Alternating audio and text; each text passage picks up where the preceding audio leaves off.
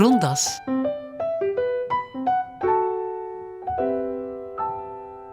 Beste luisteraar, ik praat vandaag met de Waalse politicologe Chantal Mouffe.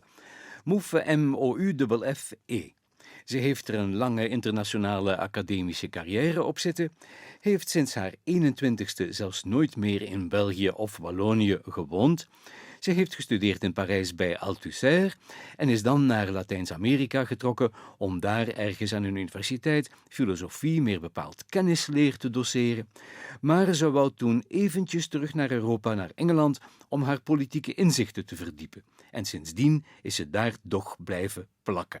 Ze is dan inderdaad aan die combinatie politieke filosofie gaan doen, wat dan resulteerde in een aantal werken die de laatste tijd enorm veel aandacht krijgen. Overal daar waar het kiesvolk voelt dat de bestaande conflicten door een liberale consensusopvatting onder de mat worden geveegd. Dus ook hier in Vlaanderen. Haar boeken verschijnen eerst bij de onvolprezen uitgeverij Verso in Engeland en in de Verenigde Staten. Daar verscheen onlangs The Democratic Paradox. Maar haar nog recentere werk is bijvoorbeeld vertaald in het Nederlands over het politieke bij uitgeverij Pelkmans. Goed, in een paar woorden. Ze was het samen met Ernesto Laclau niet meer eens met dat aspect van de marxistische politieke theorie die alles wou laten afhangen van het economische en die dus geen eigenlijke politieke theorie had. Maar in de liberale, ik zou moeten zeggen de liberal, in de liberale politieke theorieën vond ze al evenmin een verklaring voor het politieke, want die liberal denkers zijn al even economistisch als de marxisten. En dus kwam ze terecht bij die Duitse staatsrechtler uit de Weimar-tijd, de door moralistisch links verguisde, maar door linkse politicologen gefascineerd bestudeerde Carl Schmitt. Wat die rechtse Carl Schmitt haar, de Gramsciaan Chantal Mouffe, leerde, was om kort te gaan het antagonistische principe. Dat is de permanente mogelijkheid in een land van burgeroorlog en wederzijdse vernietiging. Iets waar de liberale theorieën geen oor naar hebben, want zij gaan, typisch voor economie-behepten, altijd uit van consensus. Dissensus wordt weggeredeneerd in de zo verafgode dialoog. Er is wel voortdurend en uit den treuren differentie, maar er zijn zogenaamd geen meningsverschillen, want iedereen wil dezelfde kant uit. De enige tegenstanders of vijanden zijn diegenen die zich buiten die consensus plaatsen, en dat zijn dan de zogenaamde populisten. Op die manier laat men de toch wel reëel bestaande conflicten in een maatschappij sudderen in een pot zonder ventiel, tot die pot ontploft. En net dat willen zowel Carl Schmitt als Chantal Mouffe vermijden, door aan het in de maatschappijen nu eenmaal ingebakken antagonisme een oplossing te geven, door dat antagonisme te denken, te durven denken. En Chantal Mouffe denkt het antagonisme, de vijandschap, zij denkt dat om tot agonisme, het tegenstreverschap, om zo te zeggen. En hier beginnen we. U zal merken dat haar benadering zich echt buiten de consensus plaatst en dat die benadering niet alleen toepasselijk is op het erkennen van de reëel bestaande links-rechts tegenstelling, maar evenzeer op bijvoorbeeld communautaire tegenstellingen in België. Maar we beginnen zachtjes aan bij die andere erkenning, dat het politieke niet zozeer te maken heeft met de vrijheid van het individu, zoals de liberalen beweren, maar met, hoor nu, met collectieve identiteiten, zegt Chantal Mouffe.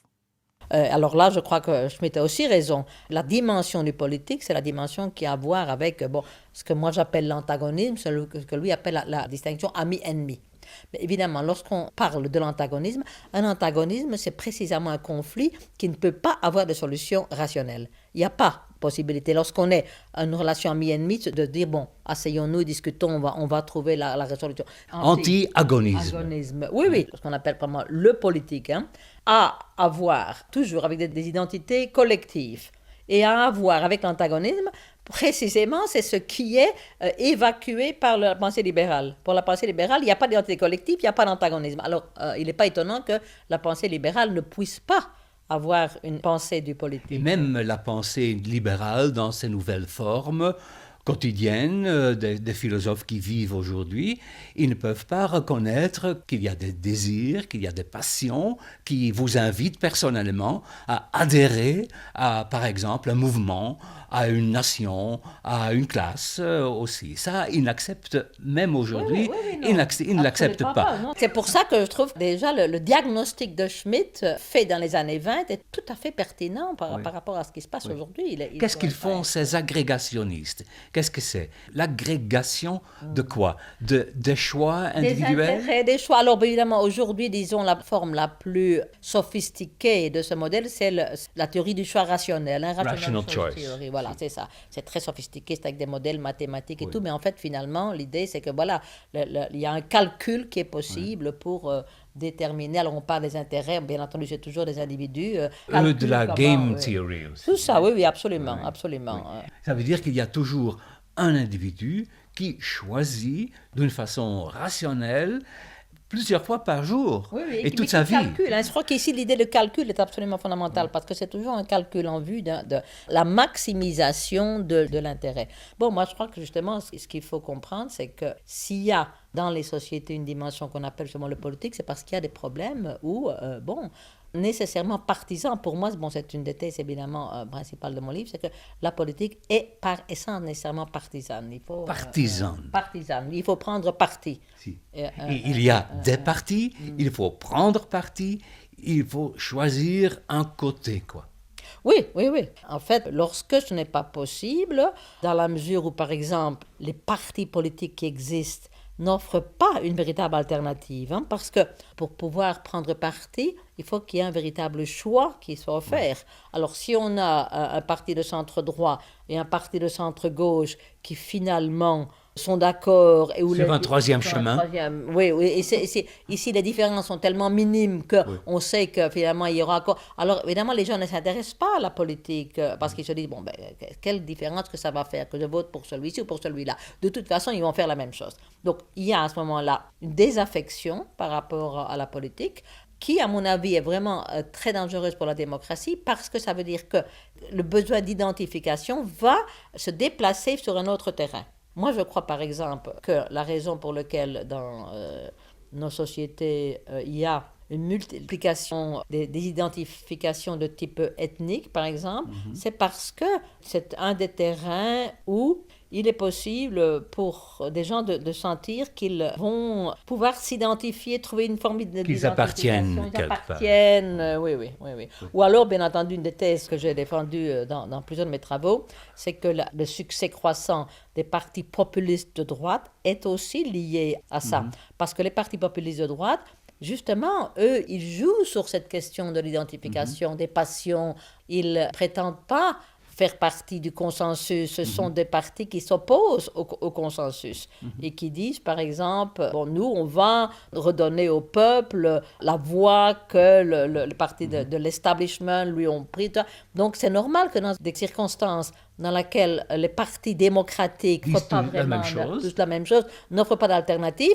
S'il y a à côté de ça un parti populiste qui dit autre chose, on comprend que ce sont des partis qui aient un pouvoir d'attraction. Il y avait là un vide.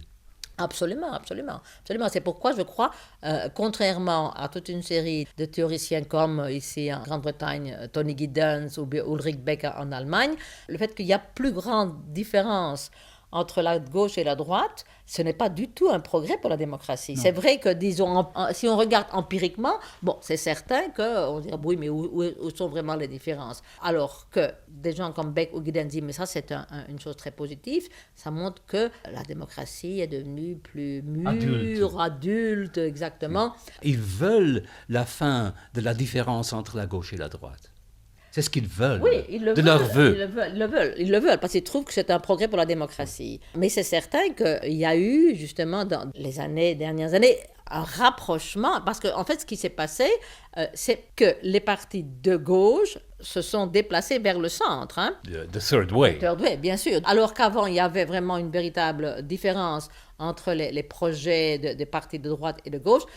à travers le glissement vers le centre des partis de gauche, qui d'ailleurs maintenant s'appelle plus parti de gauche, mais de centre-gauche, hein, c'est tout de même assez significatif qu'ils insistent sur ça. L'éventail des possibilités s'est énormément rétréci. Als Chantal Mouffe partisan zegt, horen wij natuurlijk partisanen. Maar ook partisanen zijn mensen die absoluut partij hebben gekozen. En je kan van een partisaan niet verwachten dat hij in dat melige, sponsige weefsel intreedt van wat tegenwoordig dialoog wordt genoemd. Of in onderhandelingen waarbij hij op voorhand al zijn eigen positie zou moeten prijsgeven. Chantal Mouffe geeft hier het voorbeeld van Barack Obama. En inderdaad, van hem kan je niet zeggen dat hij veel concreets heeft beloofd. Behalve dan de verzekering van wij kunnen. Maar wat exact willen wij kunnen? Dat wat en het hoe daar naartoe, daarom gaat het. Si on entend par dialogue, comme en général l'entendent justement les théoriciens de la démocratie délibérative, l'idée que c'est uniquement une question de dialogue, qu'on devrait nécessairement pouvoir, à travers le dialogue, résoudre les questions, là évidemment c'est très problématique. Parce que ça suppose justement la négation de l'antagonisme, c'est de penser qu'il n'y a pas d'antagonisme. Toute question peut être résolue d'une manière qui soit impartiale. Hein, c'est ça le problème. Que finalement, il n'y a pas des intérêts qui doivent à un certain moment donné être mis en question fondamentalement pour que des droits qui n'existent pas mais qui devraient exister puissent vraiment être érigés. C'est ça qui m'inquiète de la position de Obama, par exemple, aux États-Unis. Parce que je crois qu'il a une position beaucoup trop consensuelle et il veut faire travailler ensemble les républicains et les démocrates. Bon, en principe, ce n'est pas une mauvaise idée, bien entendu, mais il semble supposer que c'est uniquement une question de bonne volonté. Hein, que si tout le monde se mettait à travailler ensemble, on devrait pouvoir résoudre les problèmes des Yes, États-Unis. we can. Hein, c'est ça, yes we can. Mais ce qui est évident, c'est que s'il désire lutter contre les inégalités, il va devoir affronter les intérêts de groupes très puissants. Prenons par exemple simplement le cas de la réforme de la santé, enfin le système de santé qu'il veut, qui à propos de tous les projets, le sien n'était pas du tout le plus progressiste. Hein. Celui de Hillary Clinton était plus progressiste que le sien et celui de Edwards était encore plus progressiste que Hillary Clinton. Donc c'est déjà un projet assez mitigé. Mais même un projet mitigé comme ça va évidemment à un moment donné entrer en opposition avec les intérêts des grands groupes pharmaceutiques. On a bien vu au moment où Hillary Clinton, lors de la présidence de son mari, a essayé de faire des réformes. Bon, tout de suite, là. Alors, je crois que si Obama veut, ne fût-ce que mettre en question des inégalités, il n'est pas question de faire la révolution, mais de lutter aux États-Unis pour avoir une société moins inégalitaire. Ben, ça implique nécessairement qu'il y a des intérêts qui va devoir lutter contre les intérêts. Ça implique une lutte. Une lutte, et ça implique une lutte, et ça implique que il y a des gens c'est pas à travers le dialogue qu'ils vont parvenir à convaincre toutes les grandes corporations d'abandonner leur pouvoir, mais il semblerait penser que c'est uniquement une question de dialogue, de bonne volonté. Allez, on va tous se mettre ensemble à travailler pour résoudre le problème. Bon, alors lui, si vous voulez, c'est une manière pragmatique, mais c'est en fait cette même conception qu'on retrouve dans la démocratie délibérative. C'est bon, il y a un intérêt commun qui, tous, quelle que soit notre position dans la société, on participe de cet intérêt commun. Donc, si on est de bonne volonté, on devrait pouvoir, à travers justement le dialogue, arriver à nous mettre d'accord. Bon, mais ça implique justement, à mon avis, évacuer toute cette question qui a à voir avec le conflit, l'antagonisme. L'antagonisme étant précisément des conflits qui ne peuvent pas... C'est-à-dire, là, ce n'est pas un conflit à laquelle tout le monde peut gagner. Il y a des gens qui doivent perdre pour qu'une position puisse... It's no win-win situation. C'est pas un win-win situation, justement. Et ça, c'est le problème avec la démocratie délibérative. Alors, ça ne veut pas dire, bien entendu, qu'il ne faille pas essayer, dans la mesure du possible, d'avancer ensemble, de résoudre, mais il faut être conscient qu'il va y avoir un moment donné dans lequel il va y avoir nécessairement un conflit, et qu'à ce moment-là, il faut prendre parti. On doit savoir de quel côté on se trouve. Les côtés, il y en a. Oui. Et il y a par exemple évidemment une position de droite et une position de gauche par rapport à ça. Je veux dire, aujourd'hui, pour donner un autre exemple de la situation que nous vivons actuellement, il semblerait que la plupart des gens admettent maintenant que l'État doit intervenir, hein, alors qu'avant, c'était le moins d'État, c'est toujours le mieux, tout ce qui est dérégulation. Hein? Bon, maintenant, il y a un consensus que l'État doit intervenir, mais pourquoi faire? Parce que c'est ça, je crois, où on est en face d'une situation où on peut avoir des solutions de droite ou de gauche. Même les solutions de droite impliquent une intervention de l'État. Mais une intervention de l'État pour sauver les banques, justement. Là, on sauve les banques et puis on essaye de rétablir le système antérieur. Tandis qu'une intervention de gauche va évidemment intervenir pour les banques, mais elle va profiter de ces circonstances pour aller plus loin et pour lutter pour justement, pas simplement pour rétablir la situation des banques, mais aussi pour aider les gens qui sont affectés par toute cette crise à pouvoir continuer à payer leur maison, à avoir du travail. Ça implique des mesures différentes. Hein.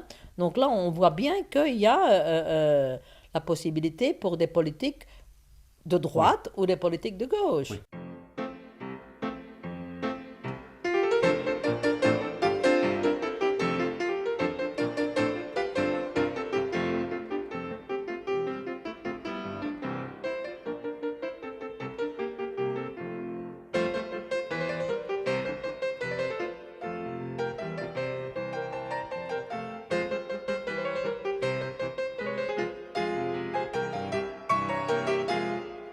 Maar bijvoorbeeld in deze staat België heeft het liberaliserende consensus links mooi meegedaan aan het fnuiken van dat agonisme tussen links en rechts in Vlaanderen, door rechts moraliserend op zijn beter Belgisch te demoniseren. En daar is alleen links zelf het politieke slachtoffer van geworden. Dat wil zeggen dat het ware socialisme hier in de consensusmaalstroom wordt meegezogen. En dat weten die linkse tendensen in de Europese socialistische partijen zelf maar al te goed. Voor Chantal Mouffe staat als een paal boven water dat men het bestaande antagonisme moet erkennen om ermee om te kunnen gaan. Il faut reconnaître l'existence de cet antagonisme. Alors, si on reconnaît ça, à ce moment-là, la question qu'il faut se poser, c'est comment est-ce qu'une société qui se veut démocratique doit agir par rapport à ça. Mm-hmm. Parce qu'il est évident que l'antagonisme, si laissé à lui-même, peut conduire à la guerre civile. Hein, je veux dire, c'est d'ailleurs pour ça que Carl Schmitt était convaincu qu'une société démocratique pluraliste ne pouvait pas fonctionner.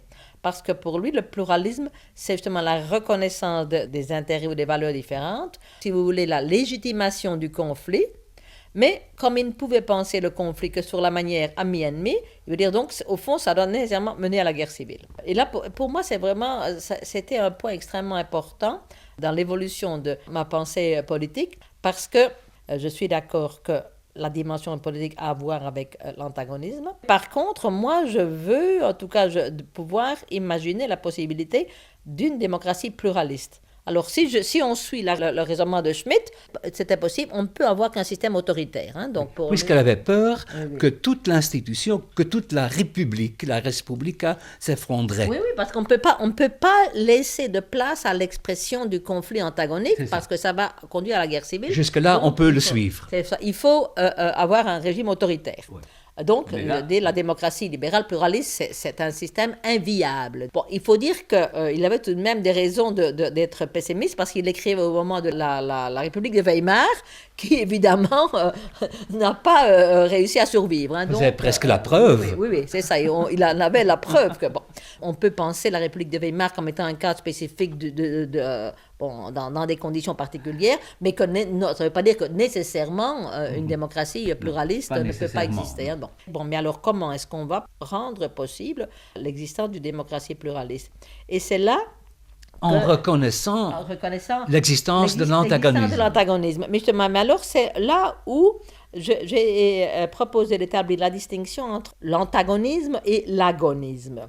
Alors, donc l'antagonisme, c'est entre ennemis. C'est ça. L'antagonisme, c'est une relation ami-ennemi où il n'y a pas du tout de valeurs partagées, d'espace symbolique commun entre les opposants. Ils sont en confrontation, ils ne reconnaissent pas du tout la légitimité des demandes des autres. Ils veulent éradiquer leurs opponents.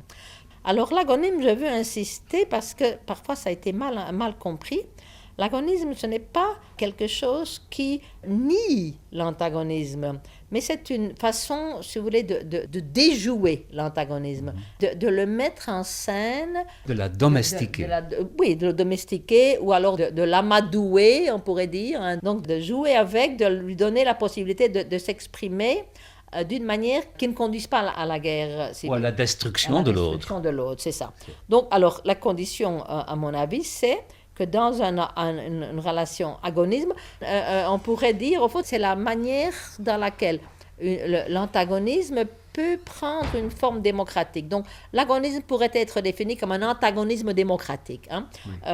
Où les ennemis ne sont plus des ennemis, mais ils sont devenus des adversaires. Mais évidemment, je ne pense pas que les ennemis dans le monde attendent votre théorie pour devenir tout d'un coup des adversaires. Non, bien entendu, mais je crois qu'en fait, déjà pourrait-on dire, en fait c'est un peu ce qu'à sa manière Elias Canetti dit dans Masse et puissance, qu'au fond la spécificité de la démocratie pluraliste moderne, c'est justement d'avoir, et en fait sa spécificité et surtout sa valeur, sa nouveauté, c'est d'avoir pensé à des institutions qui permettent de mettre en scène l'antagonisme d'une manière qui ne conduise pas à la guerre civile. Alors, bien entendu, c'est toujours quelque chose d'assez précaire, parce que dans la mesure où l'antagonisme est seulement domestiqué, mais il n'est pas éliminé, bon, pensons à l'image que le domestiqué implique, donc c'est le dompteur. Bon, il peut avoir dompté un lion pendant de nombreuses années, et puis un beau jour, il entre dans la cage, et le lion lui saute à la figure, et il le mange, ou le mais tue. Ça, on ne peut jamais exclure. Exactement, on ne peut jamais exclure. C'est pour ça que l'antagonisme, c'est une manière de déjouer le potentiel de l'antagonisme, mais c'est toujours quelque chose qu'il faut se remettre au travail constamment. C'est the taming of the shrew, but not the subduing of the shrew. Oui, justement. Elle est là, elle reste une shrew. Ce n'est pas l'élimination, c'est toujours... Mais alors, qu'est-ce qui est spécifique de l'agonisme? C'est justement, là, une relation entre des adversaires qui... Bien qu'ils reconnaissent qu'il n'y a pas de solution rationnelle au conflit. Ils ont un conflit. Pas rationnel. Pas rationnel. D'irrationnel dans la mesure, ici j'entends de rationnel dans la mesure où, bon, mettons-nous d'accord et trouvons... Il n'y a pas de procédure qui va nous permettre de donner une solution au conflit qui nous satisfasse 100% tous les deux. Bon, d'accord, ça n'existe pas. Et puis, il y en a des deux groupes qui va gagner. On est dans un conflit où laquelle on va gagner. Canetti supplante la guerre par les votes. Mais c'est ça, justement. Les armes par les votes. C'est ça, ce que Canetti montre, c'est que le système parlementaire, en fait, est une façon de... On remplace la bataille dans laquelle les gens vont se tuer par le vote. Donc, on accepte de dire, eh bien voilà, celui qui a gagné le plus de voix, il a gagné la guerre. C'est comme si on avait eu une bataille et qu'on ait gagné la bataille en tuant... Puisque les nombres comptent. C'est ça. Non, je trouve à mon avis extrêmement intéressant cette réflexion de Canetti, parce que ça montre qu'en fait... Parce que moi, ce que j'essaye de penser, et ce n'est pas tellement d'inventer un modèle complètement différent de démocratie. Mais non, puisque votre démocratie parlementaire existe. C'est ça, c'est de dire, écoutez, c'est une question, c'est ce que, pour employer une expression de Rorty, on pourrait dire, c'est une redescription métaphorique des institutions de la démocratie parlementaire. Elias Canetti en zijn massa und macht. Voor velen vandaag nog een inspiratiebron, zo te zien aan een drietal boeken in het Nederlands over hem op de markt. Nu lijkt het wel alsof dat agonisme dat Chantal Mouffe voorstaat in feite al bestaat in de parlementaire democratie en dat daarmee dus niet zoveel nieuws wordt verteld. Dat lijkt maar zo, denk ik. Want met Canetti verrekent zij dus de massa in de betekenis van gemeenschappen, collectiviteiten en wat horen wij haar zeggen, collectieve identiteiten. Dat is zo ongeveer de roodste lap die je de stier van de consensus kunt voorhouden. In tegenstelling tot sommige televisiefiguren die het woord wij niet kunnen uitspreken zonder met 2 vingers van elke hand aanhalingstekens in de lucht te krassen, opdat iedereen zou zien dat de spreker voor zijn verheven cosmopolitisme jammer genoeg een beroep moet doen op achterlijk wijgebonden taalgebruik. In tegenstelling tot die mensen spreekt Mouffe frank en vrij over nous et eux. La politique, pour vous, ça coïncide un peu avec l'existence des identités collectives. Quand on agit politiquement en tant que citoyen, on agit toujours, c'est moi qui agis, c'est vous qui agissez, mais en tant que membre d'une collectivité. Oui. Hein, c'est ça Lesquelles? la différence. Ah ben justement, lesquelles, là, ça va dépendre de ce qui est available à un moment donné.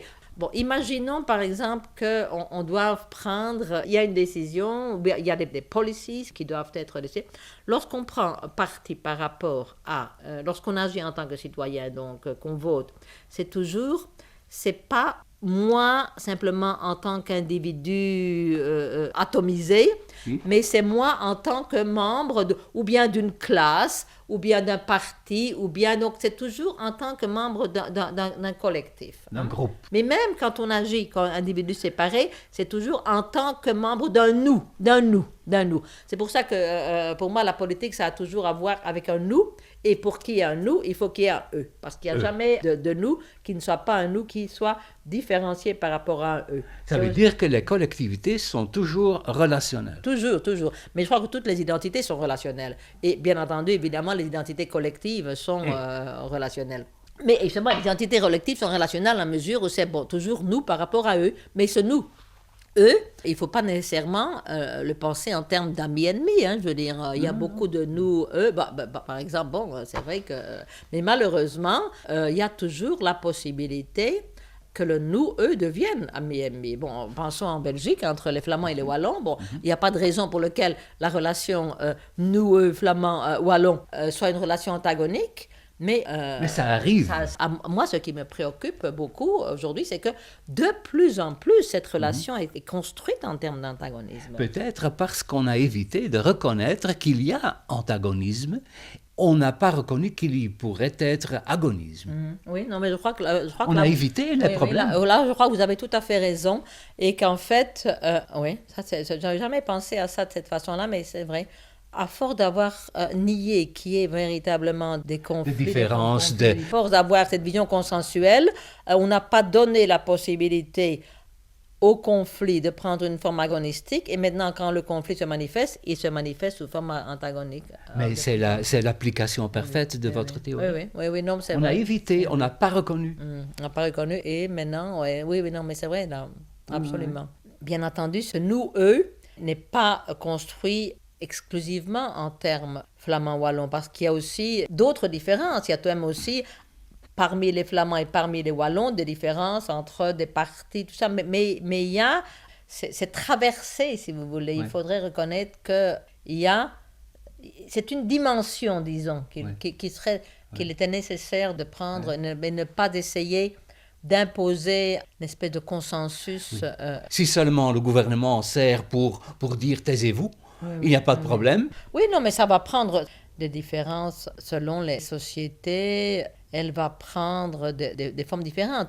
Un cas qui m'a toujours beaucoup intéressé, malheureusement c'est un cas assez tragique, c'est la désintégration de la Yougoslavie. Hein, parce qu'au fond, au moment de la Yougoslavie, sous Tito, ce n'était pas le système agonistique idéal, mais Tito avait réussi à créer certaines formes agonistiques, par exemple la présidence tournante, le fait que... donc de créer entre les différentes communautés, serbes, croates, bosniennes, slovènes, oui, de mise en scène d'un possible conflit qui empêchait que ce conflit ne prenne des formes antagonistiques. Bon, à la mort de Tito, vient Milosevic, qui lui va détruire tout ça, va essayer d'imposer la suprématie de la Serbie, et cet équilibre fragile explose, et on a justement tous ces conflits qui ne sont plus justement domestiqués à travers les institutions, explose en forme d'amis-ennemis et en forme de guerre civile. Ça a été vraiment...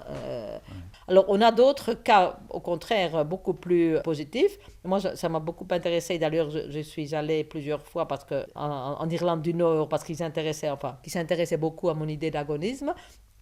Et là, ce qu'on voyait, c'était vraiment une société où il y avait deux groupes qui c'était absolument une relation antagonistique, ami-ennemi. Et là, l'objectif, c'était de transformer cet antagonisme en un agonisme. En adversaire. En adversaire. Donc, alors, bien entendu, ce n'était pas une question que les catholiques et les protestants se mettent d'accord, de dire « Ah, maintenant, on n'a plus de... » Non. Mais qu'ils cessent de se traiter en ennemis et qu'ils acceptent de se traiter en adversaire.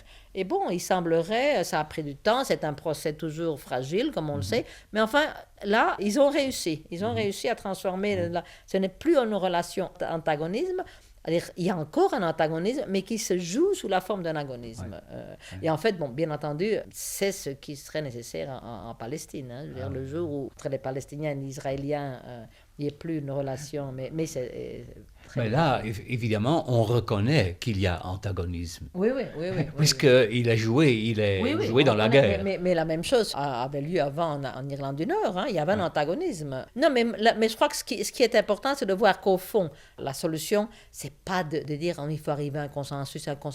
C'est pas une question de délibération. Ou de dialogue. De dialogue. Bon, ou certaines fois, oui, il faut qu'ils se parlent, mais ce qui est important, c'est de trouver les formes institutionnelles qui permettent. Dat wil zeggen dat Chantal Mouffe, in tegenstelling tot de rationalistische, liberal-economistische consensustheorieën, dat zij wel degelijk de passies, de affecten, de verlangens verrekent die constitutief zijn voor het wij. Dat Jürgen Habermas schrik heeft voor de politieke passies, dat kan ze ook begrijpen. Maar dat haar collega's Marxisten, Tony Negri en Michael Hart, in het boek Empire en verder ook nog in Multitude, elke lokale identificatie afdoen als rechtsextremistisch, daar kan ze niet bij. Ik al evenmin, maar dat had u al begrepen. Bon, mais là, je crois que encore Canetti est intéressant parce que il dit, c'est toujours dans Masse et Puissance, qu'au fond, on est en tant qu'individu, pas vraiment déchiré, ça serait un peu trop fort, mais on est tiré dans deux directions opposées. Entre les deux, mon cœur balance. Oui, enfin, bon, mais c'est un peu... oui, enfin, on peut dire ça. Mais enfin, il y a des pulsions dans des directions opposées. Freudienne. Alors, il y a des pulsions vers l'individualité. On veut être un individu. Mais on a aussi une pulsion vers la masse. Alors, cette pulsion de masse, je crois que là, on touche à un point c'est un point d'anthropologie philosophique. Je crois qu'il y a vraiment dans les êtres humains ce besoin à la fois d'être un individu séparé, mais aussi de s'identifier dans un nous, que j'appelle justement cette dimension des passions. C'est cette partie de l'affect qui nous pousse à faire partie d'une identité collective. Et c'est ça que Anthony Giddens trouvait arriéré. Ah oui, bien sûr. Les libéraux et les rationalistes se disent, bon, ça c'est quelque chose qui est archaïque.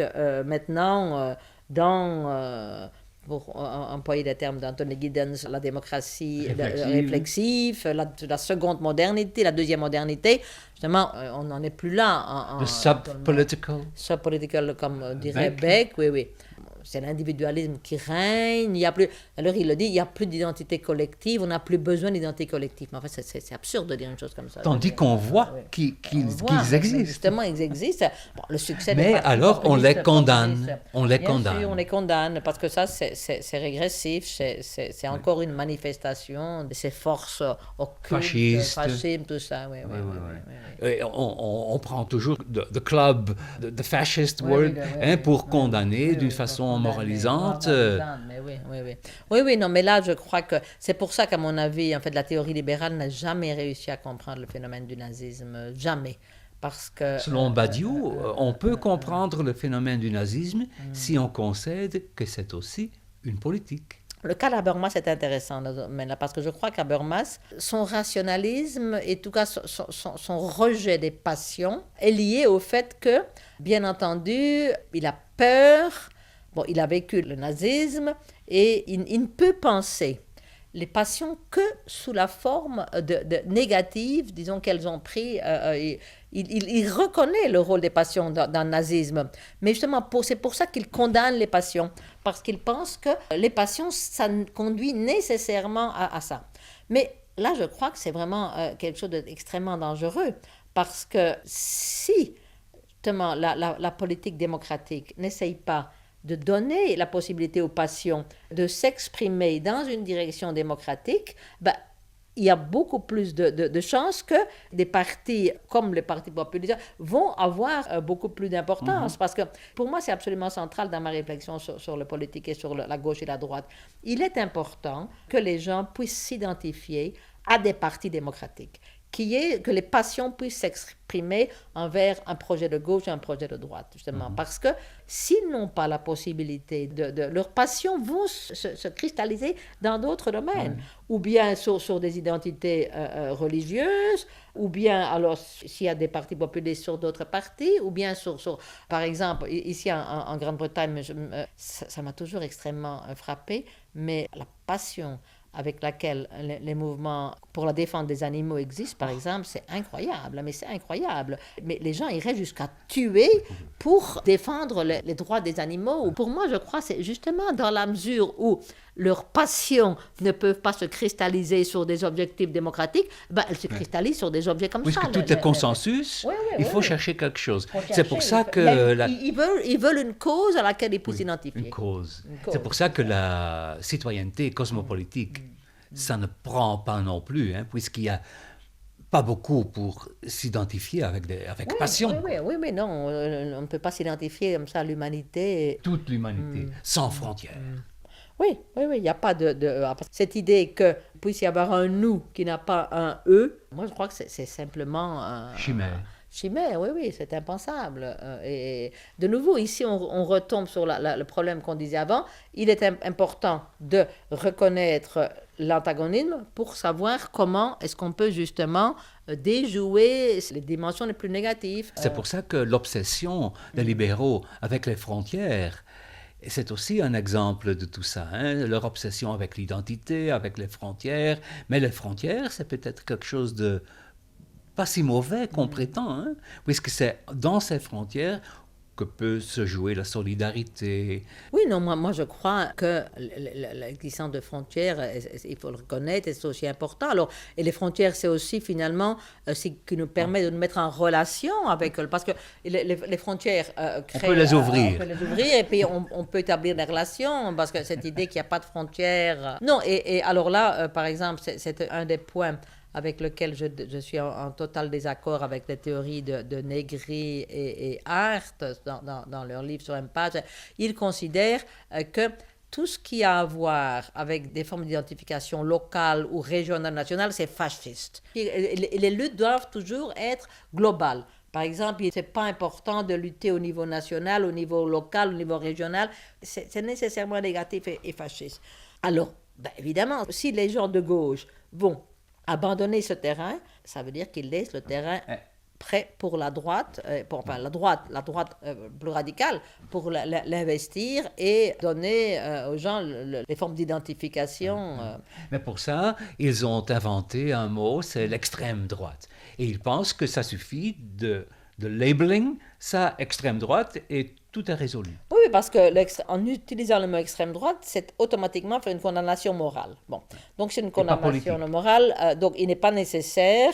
On peut ne pas se préoccuper d'expliquer ce phénomène, parce qu'en plus, on vous dira non, mais explication, ça veut dire nécessairement justification.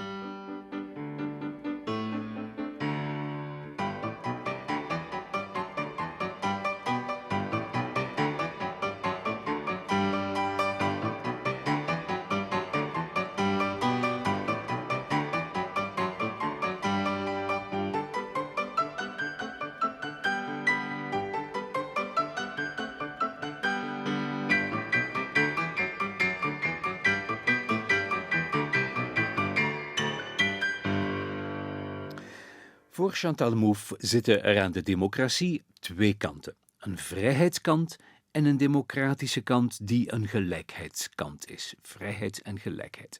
Maar deze gelijkheid is de gelijkheid die heerst onder het soevereine volk. Maar net daarmee hebben de liberale theorieën de vloer aangeveegd met dat soevereine volk. Waarbij nog komt dat peuple en people veel onschuldiger lijken dan volk, om van volk nog maar te zwijgen. De kunstenaar die door haar straks Hans Ak wordt genoemd, heet in feite Hans Hake. Ik vertel het er maar bij tot beter begrip. Aujourd'hui, pas de souveraineté populaire, c'est un gros mot. Si on utilise ce mot-là, on vous regarde comme étant quelqu'un de complètement archaïque, mais alors, ah non, à l'époque... Peut-être de droite. De droite, bien entendu, souverainiste et tout ce qu'il y a de pire. Alors, bon, je reconnais que, en tant que théoriste politique, c'est une idée très, très, très complexe et compliquée, la souveraineté populaire, parce qu'elle n'est jamais vraiment réalisable. Mais d'un autre côté, c'est une idée qui symboliquement joue un rôle absolument fondamental dans la démocratie. Et on ne peut pas penser la démocratie sans cette référence à la souveraineté populaire. Et alors on se demande quel peuple? Oui, bien entendu. Il est nécessaire c'est toute une dimension qui doit être examinée, discutée, mais on ne peut pas simplement Mais on n'ose plus. Est-ce que quand je demande quel peuple, j'aurais pu demander quel folk? J'ai beaucoup de contacts avec l'Autriche particulièrement, mais je vais aussi souvent en Allemagne. Et là, je me rends compte que les gens, par rapport au terme das Volk, ils disent on peut pas. Mes amis de gauche me disent on ne peut pas utiliser ce terme.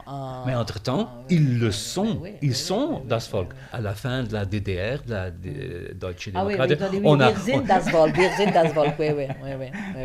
Oui, dans certaines situations, on peut l'employer. Oui. Mais je ne sais pas si vous vous souvenez, il y a quelques années, il y a eu donc Hans Hake, l'artiste allemand, qui a été invité pour faire un projet pour le Reichstag, pour le Reichstag, Berlin, Reichstag à Berlin. Alors, Dem deutschen Volk steht darauf. Là, justement, ils ont le Dem deutschen Volk. Hein. Yeah. Alors lui, à l'intérieur, il a voulu remplacer ça, enfin, opposer à cette idée-là l'idée der Bevölkerung. Il a fait amener de la terre de toutes les différentes régions d'Allemagne. Il y a une discussion sur comment interpréter cette œuvre. Ça, c'est l'agonisme. Oui, c'est-à-dire justement, ça dépend comme... moi, je l'ai interprété d'une certaine façon. Je ne suis pas sûre que c'est exactement la façon dont Hans Hake l'interpréter, mais parce qu'on me demandait justement quelle était, dans la mesure où on discutait sur le rapport entre art et politique, alors certaines personnes disaient non, au fond ce que Hake propose, c'est abandonner le terme folk et le remplacer par Bevölkerung. Alors moi je disais, bon, si c'est ça le projet, c'est pas un projet intéressant parce que le terme Bevölkerung n'est pas un terme politique. La population, c'est un terme sociologique. Par contre, je dis, si on interprète l'œuvre de Hake comme étant quelque chose qui veut faire réfléchir les Allemands sur la différence entre das Volk et die Bevölkerung, le fait que, évidemment, ça avait à voir avec les Gastarbeiter, et c'était au moment d'ailleurs où le gouvernement de Schröder et Fischer voulait changer les lois pour permettre... la définition d'un Allemand. Un Allemand, hein? Oui. Donc, parce que c'est vrai qu'il y avait tout de même un vrai problème en Allemagne, le fait qu'il y avait des immigrants qui avaient vécu là-bas plus que 10-15 ans et qui n'étaient pas citoyens. Alors là, si on veut essayer de montrer justement qu'il y a un problème entre le nombre de citoyens et le nombre de gens qui vivent, die Bevölkerung. Alors là, de faire réfléchir qu'au fond, il ne devrait pas y avoir cette différence. Donc, que tous ces gens-là devraient faire partie. Il faut élargir de Heidi das Volk pour que ces gens-là soient aussi citoyens. Mais pas dire abandonner das Volk et die Bevölkerung. Ce n'est pas une avancée de la démocratie, c'est abandonner l'idée politique du peuple pour le remplacer par un terme sociologique. Pour vous, la couleur acoustique du folk, oui, c'est ça, pour vous, c'est simplement le peuple. Oui, mais c'est parce que c'est un terme qui a beaucoup de signification en politique, hein, parce que la population... Ce sont ceux qui habitent là. Ce sont ceux qui habitent là, c'est pas un terme politique, c'est pas ça. La population, ça n'a pas... Tandis que Das Volk, ça a à voir avec l'idée de citoyenneté, la souveraineté populaire. La souveraineté populaire, alors je comprends très bien que c'est un terme qui est teinté. Il y a certains termes qui sont trop importants pour les abandonner. Il faut lutter pour les réoccuper, pour les réformuler. Il ne faut pas laisser ça. Pas laisser ça à la droite. C'est comme la nation. Absolument, Il ne faut pas laisser ça à la droite. Oui, mais c'est ça, exact. Il y a autre chose qu'il ne faut pas laisser à la droite. Mais je vais citer simplement: A society cannot allow antagonistic principles of legitimation to coexist. Ah non, là, ça, je suis absolument contre. Parce que je crois que, justement, l'idée de démocratie implique qu'il y ait, en ce qui concerne, justement, le cadre légal, un seul système légal qui soit pour tous. Sur le terrain, vous voulez dire. Bien entendu, Sur chaque terrain. Oui. Il y a eu aussi des propositions en Grande-Bretagne. Il y avait même, à un moment donné, il y a eu une espèce de scandale parce que l'archevêque de Canterbury a dit qu'après tout, ce serait peut-être pas impossible d'avoir la charia. Mais non, alors là, je suis vraiment contre, parce que je crois que dans un pays comme la Grande-Bretagne, il n'est pas possible d'avoir chaque communauté qui soit sous des régimes légaux différents. Il y a un seul régime légal pour tous les citoyens. Non, là, je suis assez radical là-dessus. Je vais même jusqu'au point de dire, et là, je sais que c'est une position vraiment très... Il y a pas mal de gens qui seraient pas bien pensantes, mais moi je crois qu'on ne devrait pas admettre dans nos pays que les femmes portent ni la burqa ni le niqab. Niqab, c'est ça où on ne voit vraiment que les yeux. Par contre, je suis pour le foulard. Là, je crois que les Français exagèrent tout de même un peu trop dans leur rejet du foulard, mais qu'il y a certaines choses, par exemple, la burqa et le niqab, ça ne devait pas être accepté. Et moi, ça me choque énormément quand je vais en rue, que je vois ces femmes, on voit à peine les yeux. D'autant plus qu'elles ne peuvent même pas prétendre que c'est leur religion qui leur demande. C'est pas du tout une question. Par exemple, Jacques Straw s'est fait énormément critiquer parce que dans sa constituency, il a dit qu'il y avait des femmes qui voulaient aller parler avec lui. Eh bien, il ne les recevait pas si elles avaient le niqab. Il veut pouvoir établir un véritable contact. Moi, je trouvais qu'il avait absolument raison, mais non, c'est ça. Au nom du respect de la diversité, on va parfois beaucoup trop loin. Hein. Il n'y a pas de lutte finale, hein? Non, la lutte... Oui, mais dans la mesure où on accepte que l'antagonisme est inéradicable, il n'y a jamais la possibilité d'avoir une société complètement consensuelle où on a le modèle de démocratie que nous défendons dans Hégémonie sociale et stratégique, qu'on appelle une démocratie plurielle, radicale et plurielle. C'est aussi la reconnaissance que c'est un modèle qui n'arrivera jamais à son moment final, de réalisation finale. Parce que qu'est-ce que ça voudrait dire? Accepter qu'une démocratie pluraliste puisse arriver à un état où on dirait, bon, ça y est, maintenant, on est arrivé à l'état parfait de la démocratie.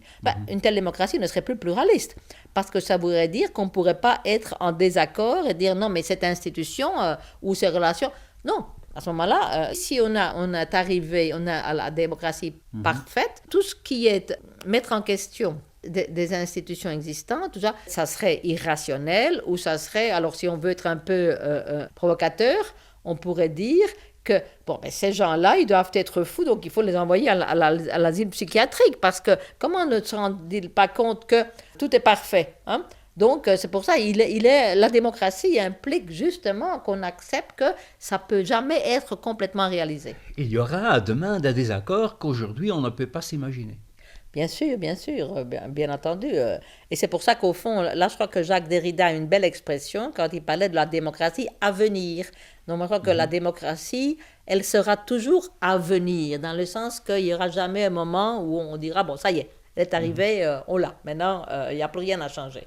Au moment final, non, c'est un procès qu'il faut toujours défendre. Enfin, moi, ça m'a beaucoup frappé, justement, de voir que beaucoup de droits qui avaient été gagnés, qu'on croyait absolument établis pour toujours, ont été peu à peu rognés. D'abord, des droits qui avaient à voir avec des droits sociaux. Hein, les lois sociaux. Et puis maintenant, récemment, même des droits civils, hein, avec la fameuse guerre contre le terrorisme.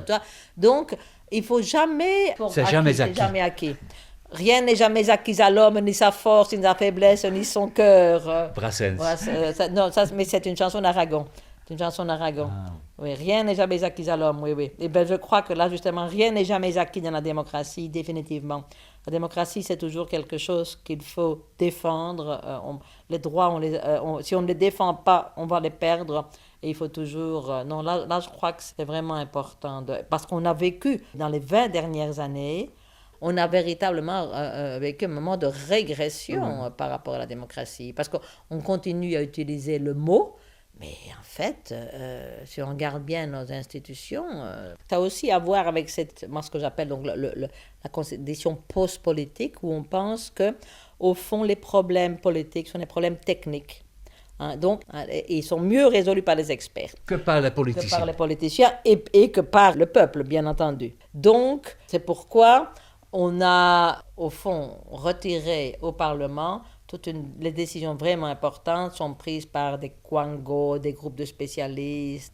Par exemple, Tony Blair est encore tout à fait représentatif de ça. Par exemple, Tony Blair disait, mais il n'y a pas une économie de gauche, une économie de droite. Il y a une économie qui fonctionne bien, il y a une économie qui ne fonctionne pas bien. Donc, et les problèmes économiques, bon, il ne le disait pas, mais au fond, ce sont les experts. Ouais. On a vu maintenant ce que le fameux expert... je crois qu'on est vraiment à un moment où il est important de remettre en valeur cette dimension du politique. Et en fait, moi, je suis plutôt, un certain optimisme par si on considère la situation maintenant avec la situation il y a même 5 ans. Il y a une petite brèche qui s'est ouverte dans la domination néolibérale. Maintenant, les gens commencent à se rendre compte... Avec la crise. Avec la crise. Donc, il y a une possibilité. Ça ne veut pas dire qu'elle va être exploitée. Et malheureusement, les partis socialistes ou social-démocrates qu'on a en Europe pour le moment ne sont vraiment pas à la hauteur. Ça, c'est ma crainte. Ils ne sont pas à la hauteur. Ils ne vont peut-être pas justement être capables de saisir le moment, l'occasion pour faire avancer un projet différent. Mais la fameuse hégémonie néolibérale qui n'a pas l'alternative, ça, c'est en crise. Mais les socialistes sont encanaillés. Oui. Non, et en plus, c'est vrai que les socialistes sont aussi en grande partie responsables de la situation actuelle. Oui. C'est eux qui ont contribué à la dérégulation. C'est pas, donc, à la fois, je suis optimiste à la mesure où je vois qu'il y aurait une possibilité, mais est-ce que cette possibilité va être saisie? Alors là... Tot zover Chantal Mouffe, wier boek On the Political is verschenen in het Nederlands bij uitgeverij Pelkmans. Over het politieke heet het boek, zelfde titel.